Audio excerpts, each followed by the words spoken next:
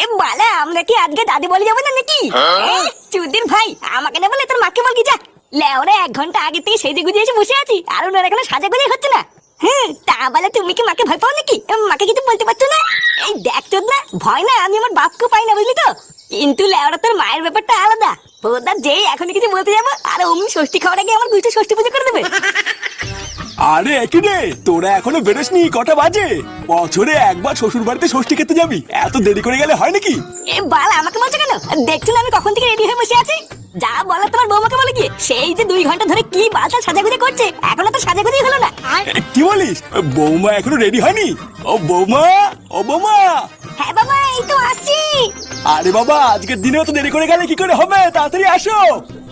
আর শোন ফুটো, আজকের এই শুভ দিনে তুই ওই বাড়িতে যাচ্ছিস, মনে করে কিন্তু হাতে করে একটু মিষ্টি নিয়ে যাস, বুঝলি? মিষ্টি খাওয়াবে না তো? ওই বলে চানা ফুলার বাল, আবার মিষ্টি নিতে হবে? আরে ওই তো, ও বৌমাও রেডি হয়ে চলে এসছে। নে, এবার তোরা বেলা থেকে থাকতে সকাল সকাল বেরিয়ে পড়, বুঝলি? আর শোনো বৌমা, বাপের বাড়ি গিয়ে কিন্তু বেশি দিন থাকবা না, বুঝলা?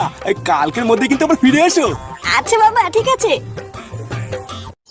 এই শোনো বলে অটোওয়ালা, বেশি তাড়াহুড়ো করে চালানোর দরকার নেই, বুঝলে তো? একদম আস্তে আস্তে গুদুর গুদুর করে যাবা। কেন আস্তে কেন যাবে শুনি? আস্তে গেলে দেরি হয়ে যাবে না?